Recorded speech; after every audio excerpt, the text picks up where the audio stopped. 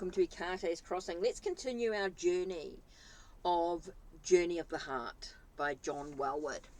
The Path of Conscious Love. Okay, so I'm going to use the Deck of Heroes Tarot with it. Now we're up to marriage, right? Marriage as Mandela. Now to me, marriage can be between any two people who are committed to themselves, to each other, whether that is through a big huge ceremony, whether it's just some words to each other. It is just a commitment. A marriage can be in so many different levels and different ways, and each person is individual. Okay, so I want to make that really clear. Now this book here by John Welwood, now this is his opinions that I've been reading through. Okay, and what you do with it is totally up to you. I want to make that really clear. In some parts I agree with what he says, and in other parts it is totally up to you. I may not agree with him totally. It is a great book overall. There are some great thoughts to what he's written, but I want to make that very clear. My point in a relationship, I know in a lot of this he says male and female, a man and a woman, etc. But for me it can be about any type of relationship. Okay, the path of conscious love can be between any two people who love each other in many different ways. Okay, so what I'm going to do now is I am going to do a reading. Oh! And the card that flew out, okay, is Seven of Cups. And so here, now let's have a look. Now on here you see this person sitting here, this man sitting here, all alone on an island. And he's got some choices, he's got some options, he's got some choices that he might need to make. Now, his choice and option at the moment, he's just sitting there doing nothing. You know, maybe he needs to find shelter, maybe he needs to get some food, some drink, get some warmth, a fire going, you know, get some clothes. You know, there's all sorts of things that he should be doing, and maybe he's not. So for me, Seven of Cups is very much about the choices, looking at all the choices that need to be made. And so we're talking about relationships, right? So there's always choices to be made in a relationship. There's always about choosing wisely in the relationship. Okay, and we get Strength. And we get Star. So for me, it's about courage, strength to bring your wishes to fulfillment. Okay, for what you wish for, letting your true self shine through. So you've got this, looking at all these options that are available to you, right? You're looking at these choices that need to be made. You know you need to choose wisely. So it's going to take some endurance, some stamina, some courage, to be able to bring that wish to fulfillment, to let your true self shine through. Okay, so let's have a look here.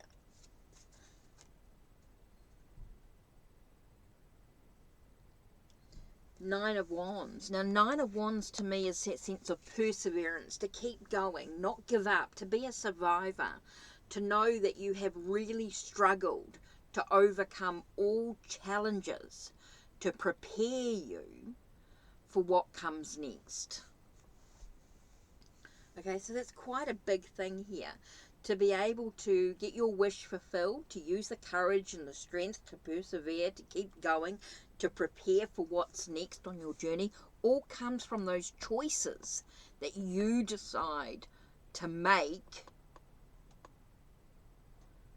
the path that you decide to take, emotional journey that you decide to walk ahead through, comes from your own perseverance, your own courage, your own strength, your own wishes, your own desires. Super important there just to sort of think about. And so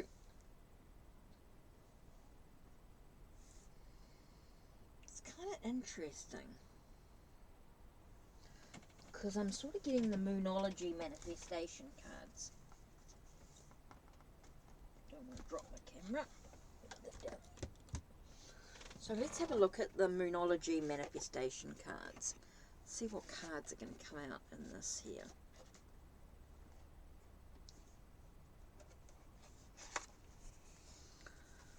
Right, I didn't think I was going to do that, but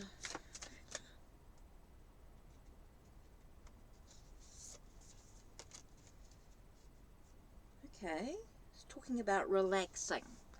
Take a moment to take a breath before you make the choices or decisions that you need to do. Before you need to take that courage, before you need to use your inner strength to be able to let your true self shine through, to make your wish fulfilled, to persevere, maybe it is important for you to just take a moment to breathe before you make your choices and make your decisions, so you can get a bit of a clear head in what's important to you.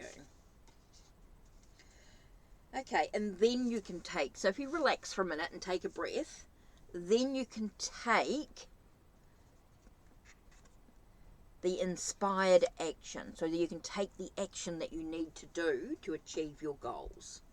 So that's important. Just take a breath for a second, relax, take a breath. Then you can take the action that you need. Super important there. Okay, so that's quite interesting as we look at that there. Just to relax, just take a nice deep breath. Get some clear-headed, use your courage, use your strength, let your true self shine through to manifest your wishes. Okay, it's all about perseverance, to keep going. Don't give up. Know that you're a survivor. Okay, let's have a look at this chapter.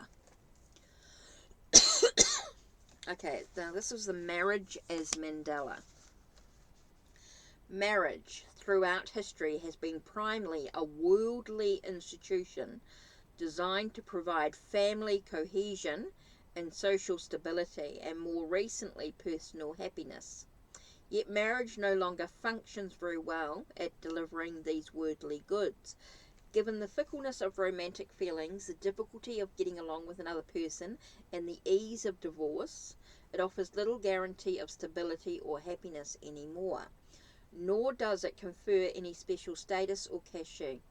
For many people, even the words husband and wife have acquired a stodgy, boring ring. Thus, marriage has become a major focal point of dissatisfaction.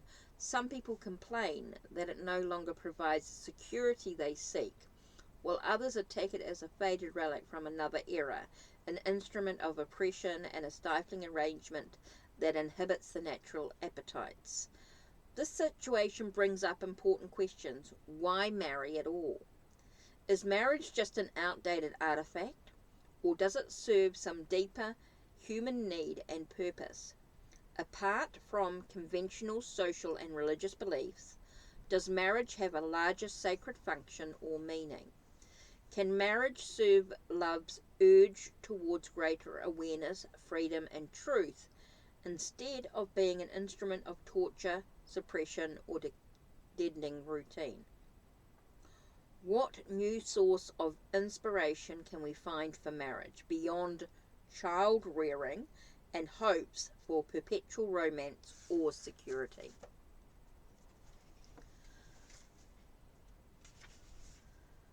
The container of marriage. Marriage is not just a pragmatic worldly arrangement. It also reflects a larger imperative of human life, which is to realize love's full potential by giving it an earthly form. Human nature is the intersection of inspiration and practicality, consciousness and matter, heavenly passion and earthly discipline. And marriage as a path provides continual opportunities to bring these two sides of life into fruitful union. Love without marriage is all inspiration, all passion. Marriage without love is all perspiration, all discipline. Neither of these situations allow us to realize the larger possibilities of the couple's relationship. When people blend the inspiration of love with the hard work of putting that inspiration into practice, their marriage becomes a sacred alchemy, joining heaven and earth. Marriage involves the discipline of forging a container in which the love and passion between two people can ripen and bear fruit. Discipline always involves working with form. Form provides a vehicle through which we can put our passion and inspirations to work for creative purposes, so that we do not just squander these energies aimlessly. We may have great talent, but unless we cultivate a form of expression, such as writing, drawing, speaking, or playing a musical instrument, it will lack a creative outlet. Similarly, passion cannot be a creative path unless it is grounded in earthly form. A couple I knew once wrote a book in which they argued that marriage involves a commitment to a process rather than to any form. With this process commitment, as they called it, if a couple is no longer growing, should they not feel obliged to stay together? Yet this approach is somewhat naive. If two people stay together only because their growth feels inspiring, then when that inspiration ebbs, going on together will become a problem. Commitment to growth without commitment to form is only a partial truth. The larger truth is that growth frequently brings two people up against extremely difficult issues that threaten to tear them apart as individuals and as a couple. Inspiration is essential, for it provides energy to work through these difficulties. Yet, unless two people can also take on the practice of giving their love form, they are unlikely to go very far with each other. This does not mean fitting a relationship into some preconceived mold. Rather, marriage gives love form by serving as an alchemical vessel in which two people's natures are steadily refined through the heart of their loving commitment to stand by each other. We will not abandon or harm each other. We will not let our energetic connection leak or drain away through carelessness or neglect. We will work out our conflicts within the container of our marriage rather than letting them tear us apart. We intend to help each other develop our finest human qualities. This kind of intention and commitment helps us trust that it is all right to be completely open and exposed with our partner. For this kind of trust to develop, we need a structure that can contain and protect the precious of opening. If we turn to other lovers when things get hard, or complain to friends about problems in the relationship instead of confronting those problems with our partner, the container will be too leaky, and the potency of the connection cannot build. Marriage is a way of creating and sealing a container so that the energies cooking within the relationship do not drain away. By bringing all the different parts of ourselves into alignment with our highest intention, the marriage vow establishes the boundaries of this container. We all have parts of ourselves that do not want to bother with things that are difficult, especially in our affluent society. We want to feel free to walk away from anything at any time, yet because marriage is about the realization of love, not just its inspiration, it calls on us to deal with our fears of the earth, of becoming tied down, losing our freedom, having to deal with limitation and necessity. In taking a vow, we begin to subdue these fears and bring them under the yoke of our higher intelligence. We pledge that when things get hard, we will bring our combined energy to bear on the difficulties and see through them. Of course, vowing to face whatever comes up in a marriage does not mean that we will always execute this vow perfectly. How could we possibly do that? We cannot really discover what such a vow means until we have already been married for some time. We can learn about it only through practice, trying out new ways of being, making mistakes, and giving ourselves tremendous room to learn. While the marriage vow cannot guarantee that we will always handle everything that comes up, it does signal our intention to make the attempt. This kind of commitment is important because marriage is not just a connection between two people's beings, but also a juncture where, in the words of a Zen marriage ceremony, two streams of karma become joined. When we marry someone, we also say, I am willing to take on your karma as part of what I am working with, Loving our partners in sickness and in health means not only accepting their larger being, but also staying open to them in the midst of all the karmic obstructions, even those that create pain and conflict. Indeed, a marriage is unlikely to be transformative without a certain measure of pain and strife. Often only forceful confrontations can touch deeply ingrained patterns of fear and aggression, which really give up without a fight. When the heat of a couple's strife is contained by their commitment to marriage as a practice and a path, it can generate greater consciousness instead of blowing their relationship apart. A couple's willingness to work with each other in sickness and in health creates a sacred context for their conflicts, so that their fights can act on them, touch them, soften them, make them see new things about themselves they might not otherwise have seen, and thus deepen their connection. When contained in this way, even our fights have a sacred quality, since they boil up out of the alchemical exchange that is happening between us. As the tantric traditions suggest, when a man and a woman dedicate themselves to developing greater consciousness, then the emotional vicissitudes of their personal relationship, the love and hate, the pride and jealousy, are the dakini's fine ornaments. The dakini, as discussed earlier, represents the forceful quality of wakefulness, then shakes us up and rouses us from our delusions. So when turbulence arrives between two people who are using it as a tool to wake up, that chaos can be regarded as awakening mind in action. Fortunately, the practice involved in working with form is not just hard work.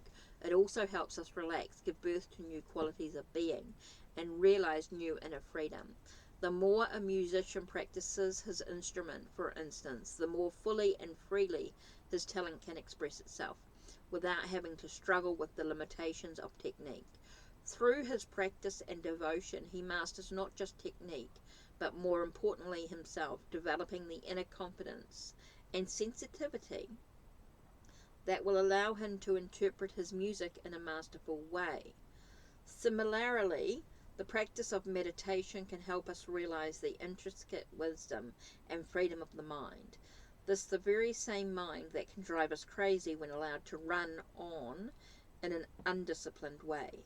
The practice of marriage works in the same way. Choosing to create a life and a path together helps the partner and I relax with each other. We no longer have to try so hard to win each other's approval, prove ourselves, or defend our separate territories. This frees up our energy to explore new areas, to cultivate deeper qualities of our being, and see how to bring these more fully into our daily life. Okay, so that's it for now. Don't forget to check the links down below. Check the links on my channel. Like, subscribe, and ring the bell so you know when the next video will be uploaded. Take care, and blessed be.